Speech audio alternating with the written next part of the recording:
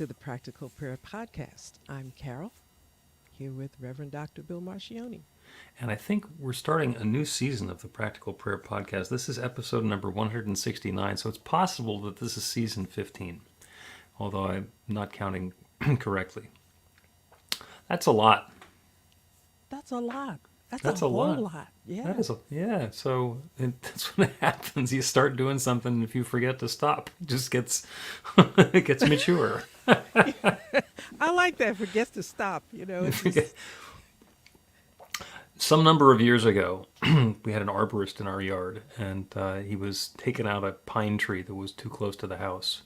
And out in the edge of where the pine trees grow, there's a little oak sapling. He said, we'll take this out too. I said, just leave it. Well, I'm now hiring another arborist to come in and trim that sucker because it's twice the height of the house. See? That's what happens when you start something and don't stop. So congratulations to us. Yeah. I think.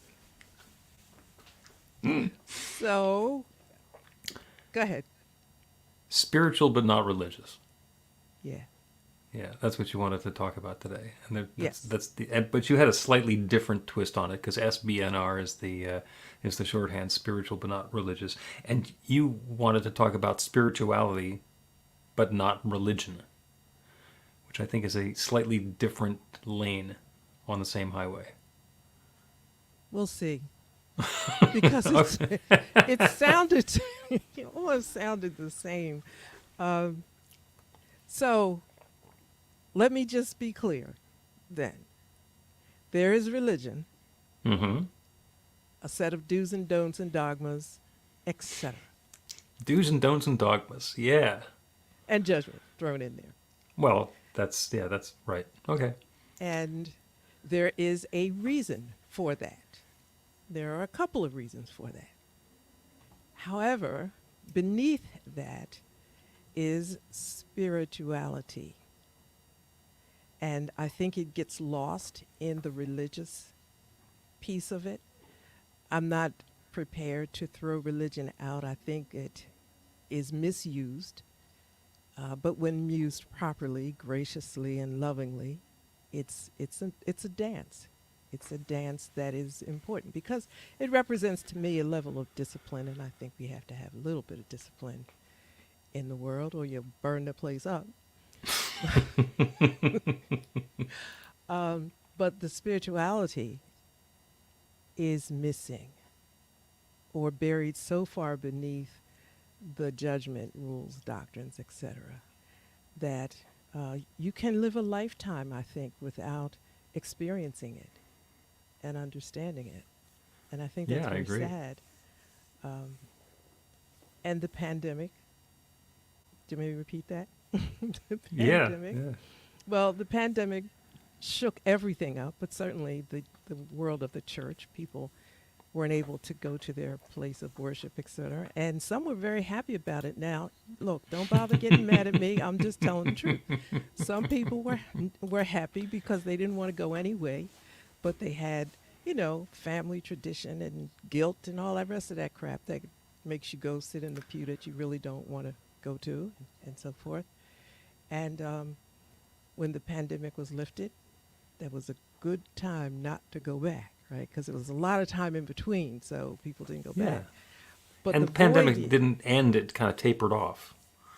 Yes, and it's still shades of it hanging around. Yeah. But then how does one reconcile themselves to, okay, now I don't have to be locked in this prison of rules and dogma that I had been. But what do I do? There's a level of guilt, right? Because there's God. And I want to still stay connected with God. And how do I do that? Because I was never really taught the spirituality and relationship with God as it truly is at a deeper level. And so there are people out there. And let me just throw this in really quick. In 2007 and beyond, I had an internet radio. When it first started, I had an internet radio show called Jazz Divine, and I played jazz music, and I did Bible study. And I had a humongous audience globally. It shocked the heck out of me because there's people there are people tuning in from countries that I didn't know anything about. But however, I was really surprised at the American audience that was there. And my little tagline was that this is for those who don't find their place in the local church Hmm. because of whatever. And I didn't realize how many people there are that are like that. They want to have a relationship with God, Spirit, Jesus, whatever, all of that. Hmm. But, just can't hack it. Just can't hack it in the pew. And they Yeah. can't be judged and forgotten, but there's that void. So that's what I mean. All right. Well, so there's plenty to talk about there, and like any one of those topics that you brought up would be an entire podcast episode. But we've done 168 of them so far. Let's take another swing at it, and we'll come back and address the rest of them later if we need to. Okay. And the first piece of what you're saying, actually, let me work backwards in time. The pandemic gave everybody the requirement to stay home for some period of time. So that gave us a break. And that brought up the question of what do I really want to do on Sunday morning?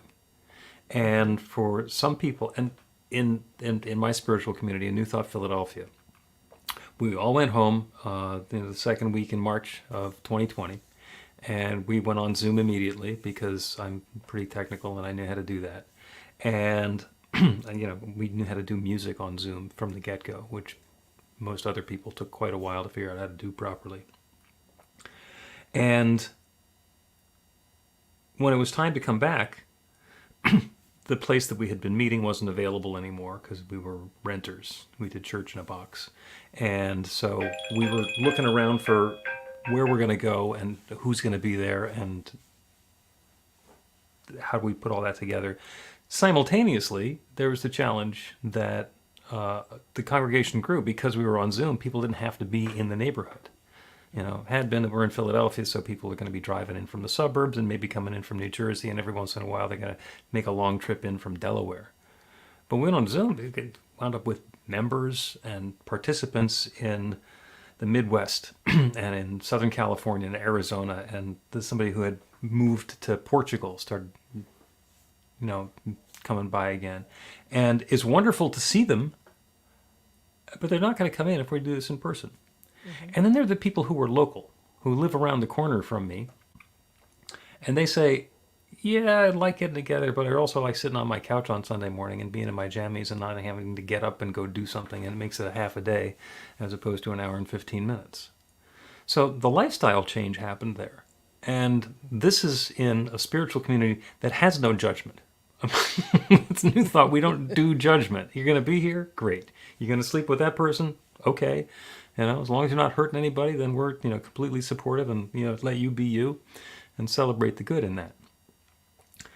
But even in that group, it's like we're trying to figure out who we are. How do we want to be together? Mm-hmm. And what's my spiritual path and what's going to be uplifting for me? So when we get the church part out of it, then the question turns into what do I want to have? Do I want to be in community with people who I can have something in common with and I can share my spiritual path with? Do I want to do that solo and touch base with them as necessary? And what does church mean to me? And to my way of thinking, church is about spirituality, and it's about community, and it's about structure. And when we're going to be in a spiritual community together, then we can really focus on the spirit part. We can really focus on the community service and connecting together the community part, or we can focus on the rules. And it's kind of like the three legs of a tripod. If we don't do rules, then there's some subtle agreements about how we're going to engage with each other and the things that we're going to do. I mean, Don Miguel Ruiz wrote the 4 agreements, and those are a really good start to have the 4 agreements about who am I going to be and who are we going to be with each other. But there's not somebody in charge saying you have to follow, don't take things personally. It can be much more supportive. Religion, and, to my way of thinking, every religion was started by some prophet, by some enlightened individual who got it. I mean, we're talking about Buddha, we're talking about Jesus, we're talking about Moses, we're talking about the enlightened ones who understood something at a deep, fundamental level. They saw truth, they experienced truth, and they embodied that truth in a way that the people around them went, whoa, this guy's got it going on. I want whatever he got, I want some of it. And they started following them around and saying, how do you do that? How do you be enlightened? And unfortunately, and this is my opinion, enlightened people are really good at being enlightened and not necessarily that good at teaching other people what to do. Because they're enlightened. They're aware of the infinite. They're aware of how connected we all are. And so they start talking about stuff, and it doesn't necessarily make sense to the people who are around them. But they try to make sense of it because they want to write it down, because they want to be like their prophet, their guy.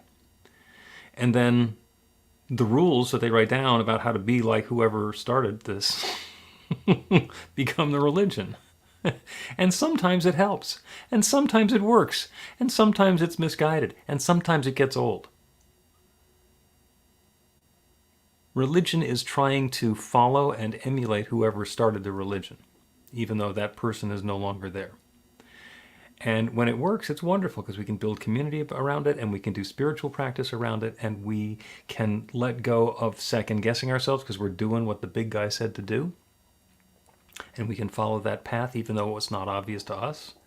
And other times, it doesn't work for us at all. And it's like, why am I doing this? Who says I can't? Who says I have to? And one of my practitioners says that the spirituality is a connection with the divine and religion is crowd control. And See, that's what I said something about discipline, didn't I? yeah.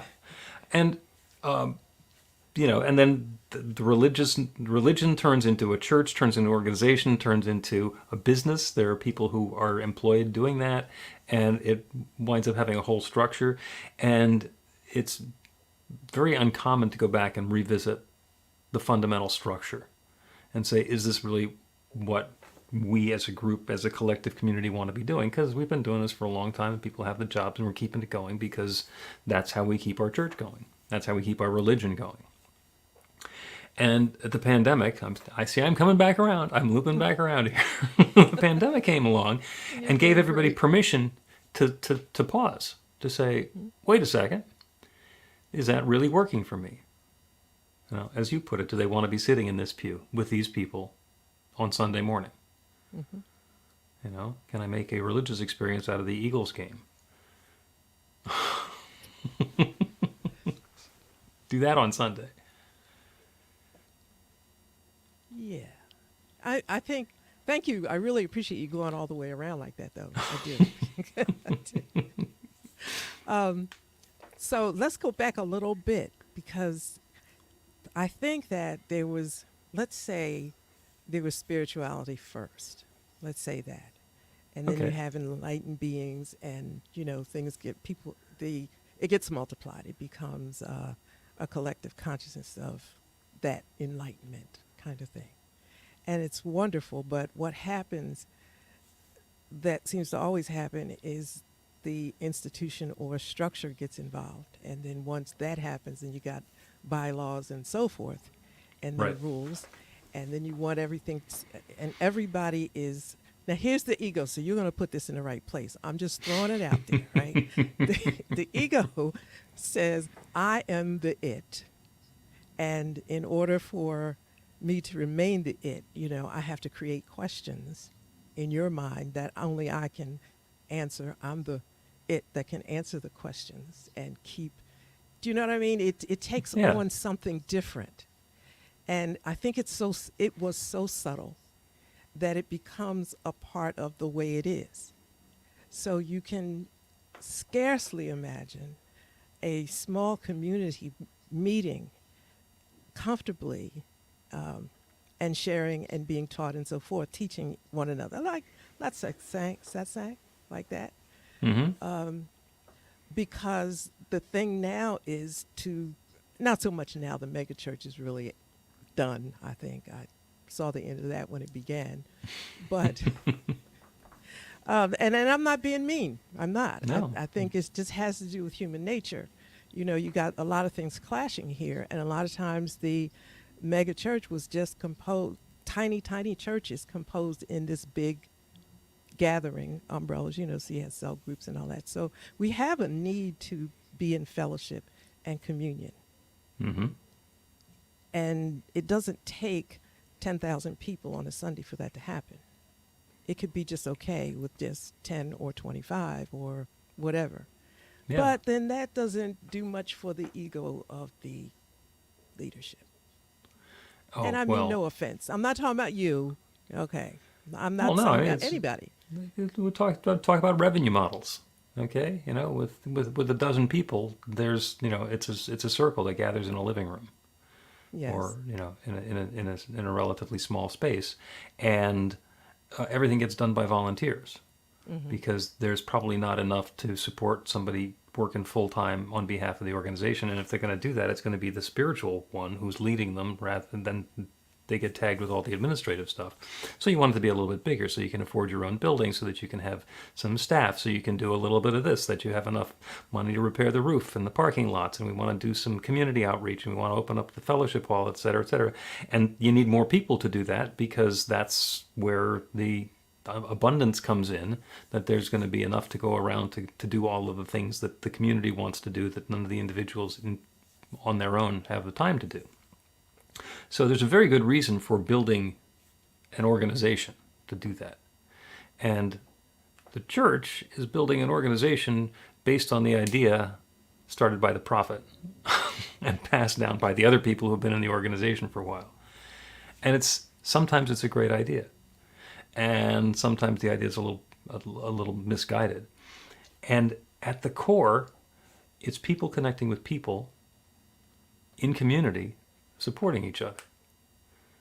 You know, the important things before before we started this, we were talking about weddings, and there's also funerals, and weddings are a lot of times church based because we want to know that we're in a spiritual, emotional, mental, intellectual, family connected kind of way. This is how life is unfolding, you know. And there's christenings when a new baby comes into the group, and there are memorials and funerals when somebody leaves.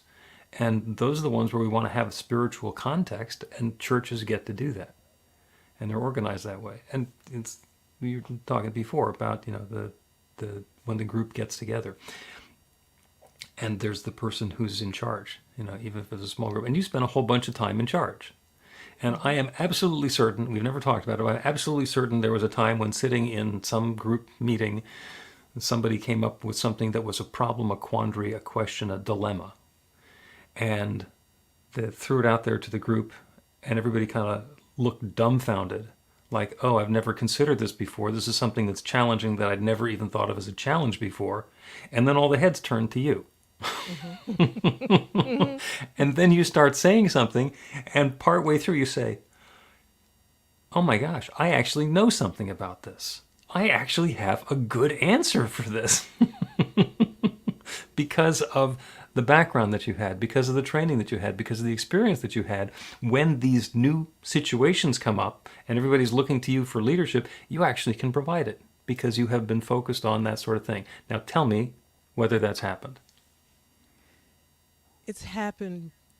There's a but.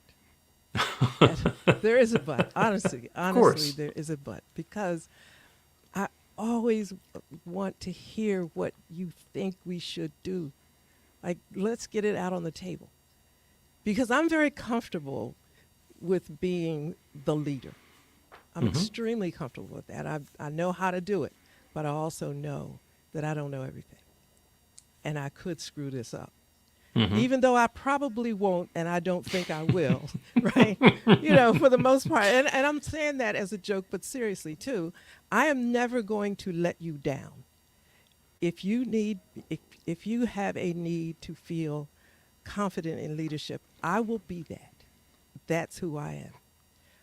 But at the same time, I don't want the last word, because God speaks to you too.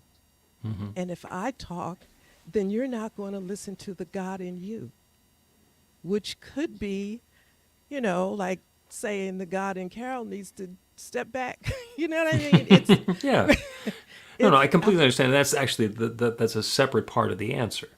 But the first but part of it is that all right, well, there's this question that's come up from the group and nobody has any idea. So, and I have a little bit of an idea, but I don't know if I'm right. But I do understand what we can do next to open up and let Spirit talk to us. And can I comment on that?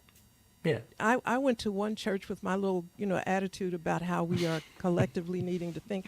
And somebody pulled me aside and said, "You don't have good leadership skills." And I thought, why? Because they wanted me to tell them what to do. mm-hmm. I can do that, but that leaves you out and others out that would like to be a part. You know what I mean? It's how are you Yeah, going to grow? You know, I don't need another little me. I'm cool with me, but I don't want to duplicate. right. I've I'm actually sorry. had exactly the opposite experience, which was real informative. I've gotten myself into situations in business where I have no management role. I am not part of the leadership team. I am an employee doing a job, and the technique is called leading from behind. Hmm. So nobody needs to call me a leader. Nobody needs to call me a manager. Nobody needs to say Bill's in charge. But by understanding what's possible and what the team is capable of, it is certainly possible for me to do exactly what the group was looking to you to do without being designated. Hmm. Hmm. So both happen, and I completely understand. I think that you show great leadership skills by letting the group decide. Hmm. You know, I've left the room a couple of times. I've left the room and refused. And they got outside and said, "Well, I hope they think about this." um, you know what sheep are without a shepherd. what? Sheep, they're still sheep. The shepherd is not there to make them any more sheep. Yeah. The shepherd is there to help keep them safe and help them choose the path around the pasture and the mountain. And so you don't fall into the river and drown. But without the shepherd, they're still sheep. They can still do all of their sheeping stuff. And the same thing that you're talking about, you can never find a shepherd when you need one. No, I think, I think unless and I'm not wrong about this. That's part of spirituality is helping people to grow and to become fully themselves and confident in who they are and testing themselves. You're not going to fall off the edge of the earth. Nothing's going to happen. You may be surprised that how you are able to step into who you are and your life will change. I've always been that way. And I don't think it really happens any other way. But if you're in a community that doesn't understand that kind of leadership, well, then there may be a bit of a problem. Mm-hmm. And I was 14 years old. I will never, ever forget this. I grew up in a huge church in West Philadelphia. And the congregation, the number on a Sunday was 500, 700 people. That was the mega church of those days. And so that to me was church. And a bishop came and he preached, and I'll never forget this. He said, a church should never grow beyond 350 people. When it begins to grow like that, you have to train up the leadership to be prepared to split the church and have two, right? Or three, you keep going like that. Now, Mm-hmm. that was unheard of in those days. It was unheard, but I heard that and I never forgot it because I thought, as a leader, spiritual leader, it's my job to develop you in those ways that you can build spirituality that grows and permeates. And you can't do that with 700 people. You can Mm-hmm. do it, you split. And so I thought, okay, that's what I'm going to do. Listen, that never happened. I'm going to tell you. And because that wasn't popular. People don't, when they see 300, they want to see 400. If it's 400, let's go 500. And it gets big. And then that's why where does religion overtakes and overshadows spirituality? Yep. I I I study a lot, and the principles are in the Bible, but they're like bullet points underneath things, Hmm. and that's how it gets lost. It becomes religion and spirituality that we so desperately need is lost, hidden, not lost, hidden. Yep. And then when you bring it forth, you're a weirdo. All right, sorry, that's Yeah. my rant for today. And I will have a rant. We're actually going to take a break and then I will continue with the rant. But the point I'll make before that is that we are all spiritual beings and we're having a human experience. And where the two of those touch is our awareness of the whether or not we're spiritual beings. And sometimes religion helps and sometimes it doesn't. But we got more to talk about after the break.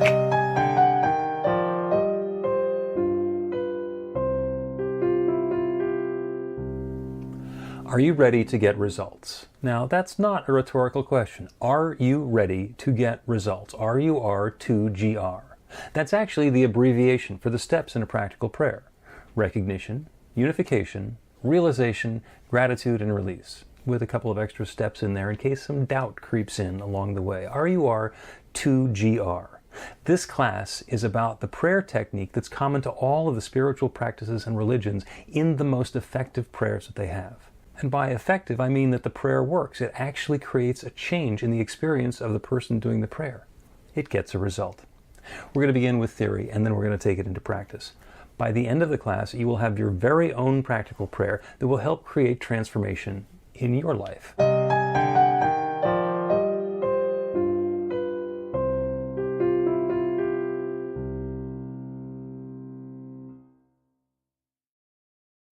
Welcome back to the Practical Prayer Podcast. I'm Carol, here with Reverend Dr. Bill Marchiony. We're talking about spiritual, but not religion, and where the two of those touch and where they diverge. And what a wonderful conversation!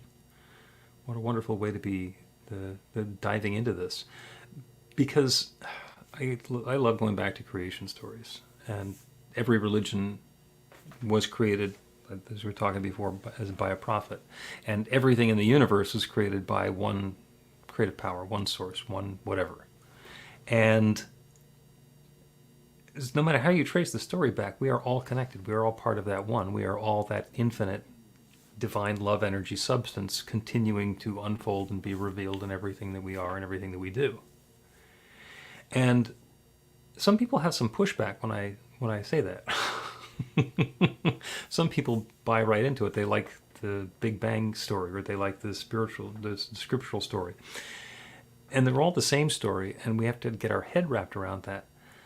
But the important part is that this is an entirely spiritual creation.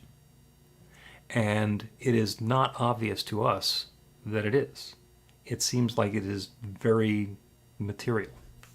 You know, we're all made of the particles that we're made up of, rather than that infinite quantum whatever it is that connects us all. And spirituality is getting past the distraction of being human and remembering and connecting with the fact that we're spiritual beings and we can connect with each other on a spiritual level.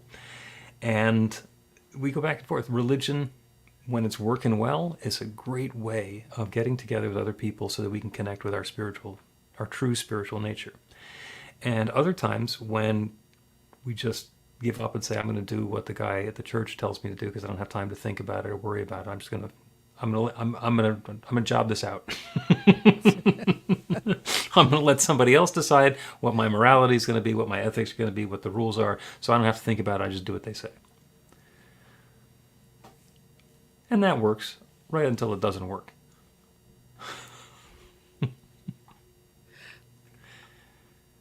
It's destined not to work. Right? Well, I think so. Yeah. Yeah. Like I was born in the church. Okay, so I was. But I'm also corporate grown. My father was a businessman, mother and all that. and then I spent some time in corporate America. So structure and that kind of thing, I understand it, and I hugely appreciate it. I really do.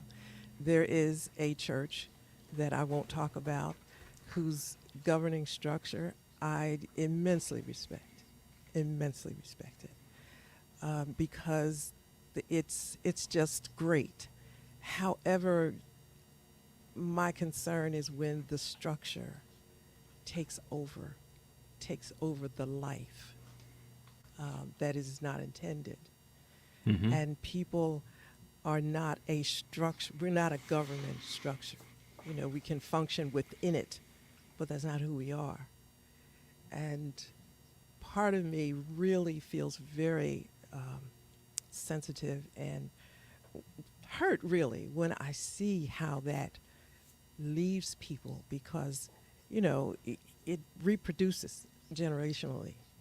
And just like you mentioned, a person says, okay, I'll let this out, I'll let the other person make the decision. Then you teach that mindset to your kids, Mm-hmm. and they don't make decisions. And then that goes, and, you know, it's just, we don't need to go. You understand what I'm saying? I don't understand Um, exactly what you're saying, and I'm sure there was nobody at the beginning of the Catholic Church who said, "Hey, let's have priests who are pedophiles."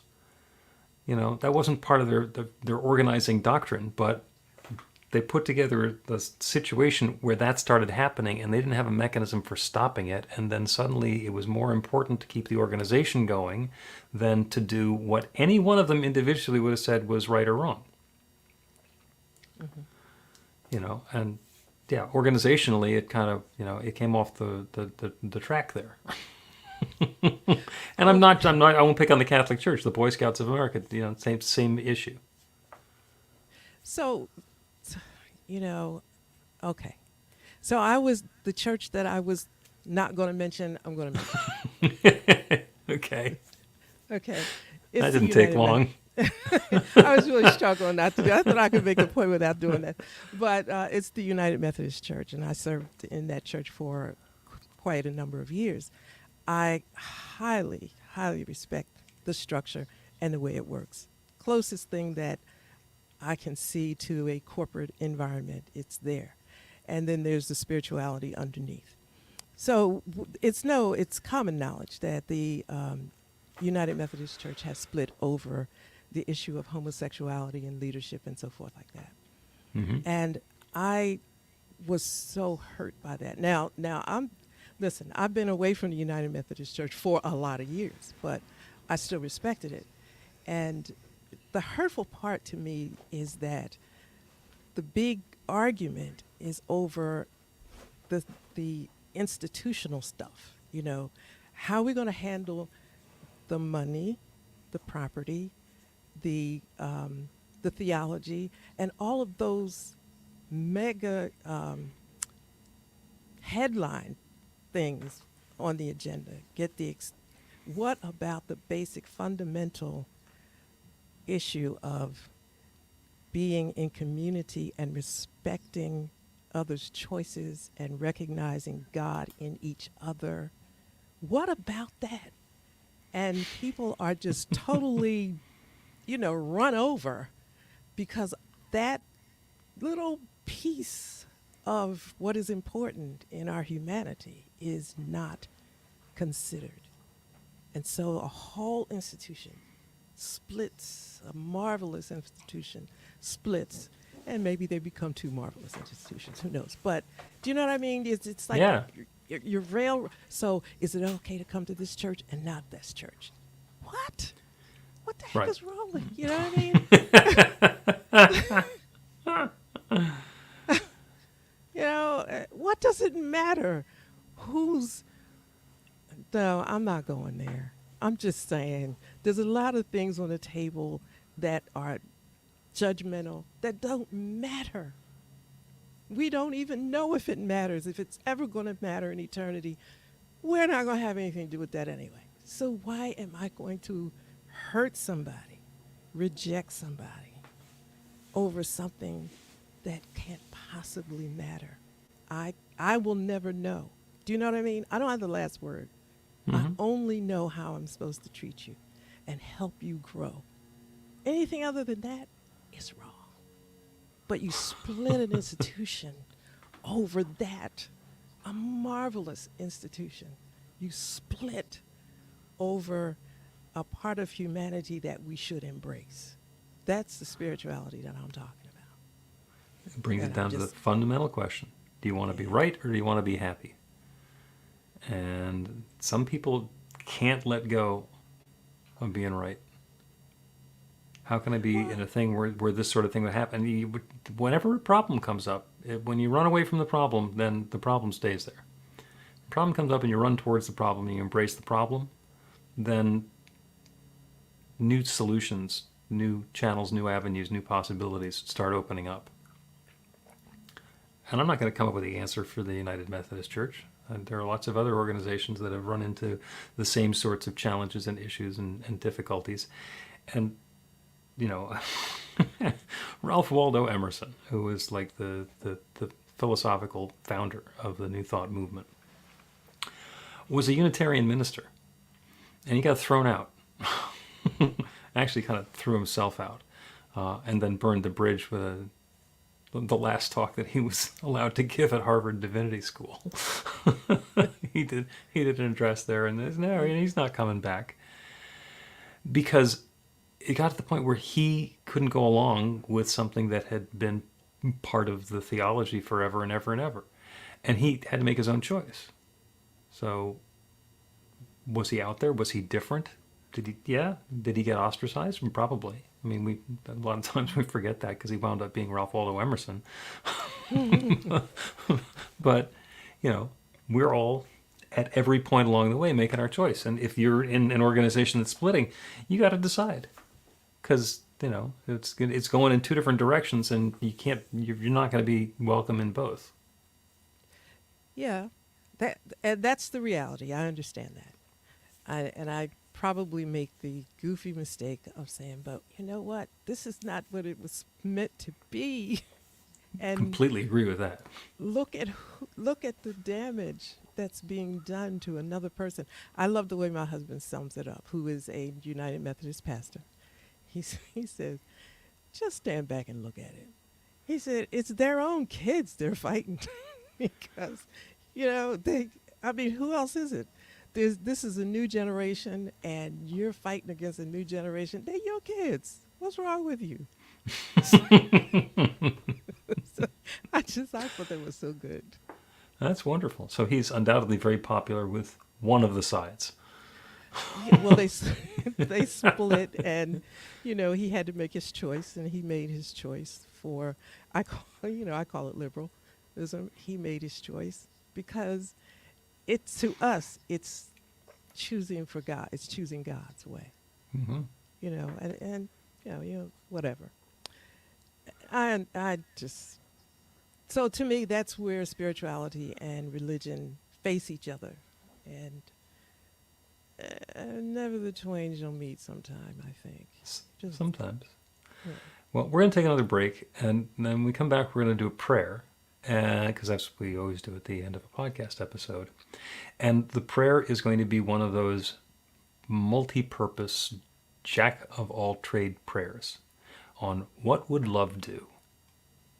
Yes. Learn to put practical prayer to work in your life. The steps are simple to learn and let you begin to get real results to create the life of your dreams immediately. Reverend Bill Marchiony's widely acclaimed book, Practical Prayer for Real Results, gives you a clear summary of the New Thought principles behind practical prayer and the series of easy-to-understand steps found in the most effective prayers from religions and spiritual practices all over the world and throughout history. Practical prayer is not a replacement for your religion or practice. It's a technique to make the work you do in consciousness even more effective. The book includes 40 prayers on various topics that you can adapt as needed and use as your own. Practical Prayer for Real Results is available in paperback, Kindle, and audiobook on Amazon or at b-the-light.com. That's b-the-light.com. Welcome back to the Practical Prayer Podcast. I'm Carol, here with Reverend Dr. Bill Marchiony. Spiritual and not religious. So we are talking about the fine line between religion and spirituality. I sometimes describe it as using the metaphor of Arthur Murray dance lessons. You go to the Arthur Murray studio and they have the footprints on the floor, and you can learn to do the cha-cha by stepping onto the 1 and then the 2 and then the 3 and then the 4 and then the 5 and etc. And you move your feet that way, and that's how you do the dance. And it's a great learning tool. And there are other people who just go in and feel the music and get their own groove on, and it's just dancing. And the worst part about religion is like, here's the footsteps. This is how you're going to do the dance. And the worst part is people who will say, can you turn down the music because I'm trying to count here. It's like they have missed the point. And so there's a benefit to both of them. It's wonderful to have steps and a dance that you can do that you understand, because you can dance with other people. And we can get together and we're connecting, and we've got the music, and we've got the fact that we're going to be doing a waltz or a foxtrot or whichever dance we're going to be doing. And we all know what to expect and what our part is. And there's mutual understanding there. And there's also the opportunity to just get into the groove, and that's spirituality, and feel the connection and what that is. And there's a natural tension between spirituality, which is completely free form, of I'm going to do what the infinite is telling me to do, and doing a line dance because that's the leader said it's time to turn, so we're all going to turn. and there's value to both. And when we lose sight and we say, I've got to be doing what the dance leader says to do instead of following our heart, then we're missing the point. And we're missing out on deepening into our own awareness of our spiritual nature. So we're going to do a prayer now. And this is a wonderful prayer that lets us dive into a question. What would love do? Because as we say, there is only love. And start with a prayer. In the beginning, there was darkness and void and God. Or in the beginning, there was the singularity and the Big Bang began expanding. And everything comes from that one. Everything is that one creative source, that one infinite intelligence, that one divine presence sharing itself. That sharing of self, that level of creative expression is love itself. So this entire universe is an expression of love, of givingness, of okayness. The universe says yes. Let there be light. Yes, there is light. Let there be yes, and yes, and yes. And we are each participating in that process. So regardless of what the circumstance is that we are addressing, when we turn our awareness to that infinite creative power, that one divine presence that shares itself as everything, and recognize that that divine power and presence is not just available to us, it's not just in us, it is us, everything that we are. From center to circumference, everything, and everything in the world around us is that divine love unfolding. So when there's a choice, when there's a possibility, when we get to decide which is going to be the path that we're going to take, we can open ourselves up to that infinite intelligence that knows everything and say, what would love do? I am that love right here and right now. And as love, what is the next perfect step for me? What would love do now? And listen for the answer. Allow the infinite to tell us what that next step is. And then bring that into meditation and contemplation and say, is this who I am? Is this the part that's right for me? Is there anything more to be known? What would love do now? What am I now as love unfolding? And the infinite responds. The infinite will suggest to us what that next perfect step is. The infinite is sharing itself as us and makes known the path that's the most appropriate and uplifting and helpful for us to take. The wonderful thing is there's nothing that stands in the way of this. We can experience doubt, we can experience negativity, we can experience all of the human emotions. And once we let go of that, we release our attachment to thinking things ought to be the way that we said they ought to be. We let go of our attachment to being right and open to what's possible, what's new, what's next. And ask, what would love do as me in this situation? The clarity forms. Clarity. Unambiguous clarity on what that next perfect step is. And it's happening for each of us. As we engage in the process, that clarity makes itself known. That guidance is at hand. That wisdom is revealed.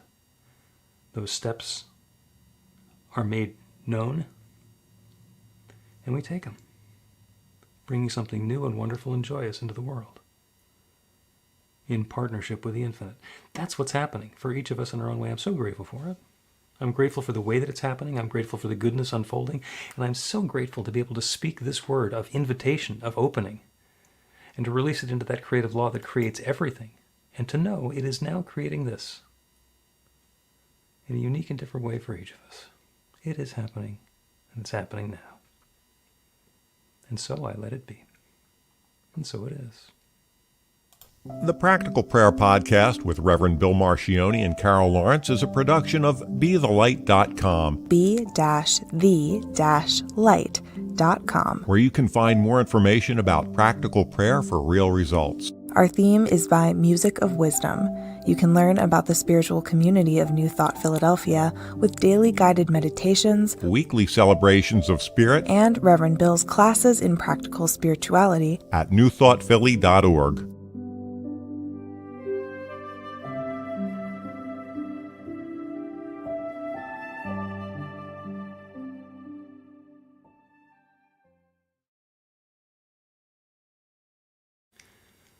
That is the Practical Prayer podcast recording for the last day of September. We forgot to do the opening at the very beginning, I don't know if you noticed. What else? Oh, where you tell people? We usually do some chit-chat for a while and start the podcast episode, and I was so eager to get started, we just jumped right in. I was wondering what happened, and I thought it was timing, so I thought I better say welcome to the Practical Prayer Podcast. I didn't know what the timing was. It worked just fine. Yeah, because usually I come out from that one talking. But I got ahead of myself. And what a great episode. Man, that was all over the place. Yeah. And you see, you say it was all over the place, and I'm thinking, we stayed right on point on this one. Oh, well, we did keep coming back to it. That's true. Oh, and I will say all the stuff that I usually say at the beginning, because I repeated at the end, that if you have a question or a comment or something to share, you can put it into the comments on your social media if you're watching us live. If you are watching a recording of this on the New Thought Media Network or somewhere on YouTube, you can go to the website at BeTheLight.com, be-the-light.com, and there's a section on the Practical Prayer Podcast there, and you can find a little button that says make a comment, and then do so, and we will respond to it in an upcoming episode. So that's that. By the way, we will not be here live next week because it's the affiliated New Thought Network annual retreat, for which I will be in Unity Village out there in Missouri. And so you get the week off, the beach. Yeah.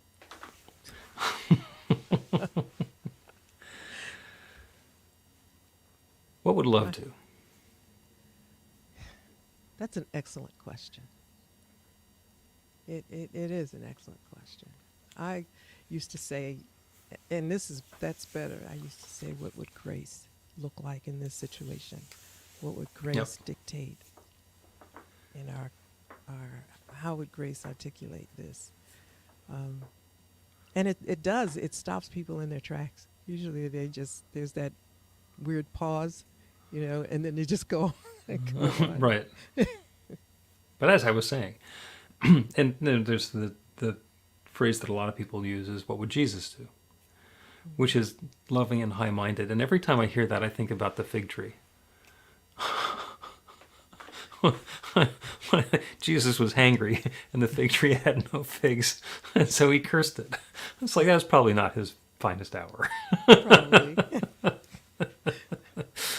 So if I find myself cursing a fig tree, it's like, what would love do?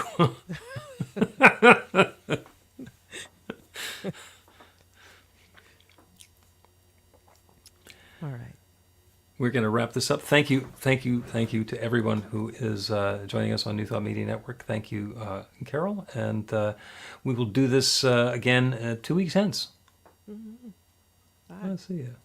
Please help us say thank you to our organizational sponsors, including the Hefferland Foundation, Affiliated New Thought Network, International New Thought Alliance, Science of Mind Archives and Library Foundation, Center for Spiritual Living Denver, Center for Spiritual Living Midtown, New Thought Philadelphia, Planned Happiness Institute, Summit Center for Spiritual Living, One Heart Retreats, Center for Spiritual Living on the Lake, Unity Kitchener, Unity Spiritual Center Ottawa, Om Center for Spiritual Living, Satya Center, Begin Within Ministries, Center for Spiritual Living North Jersey, Unity of Savannah, and the Center for Spiritual Living Seattle,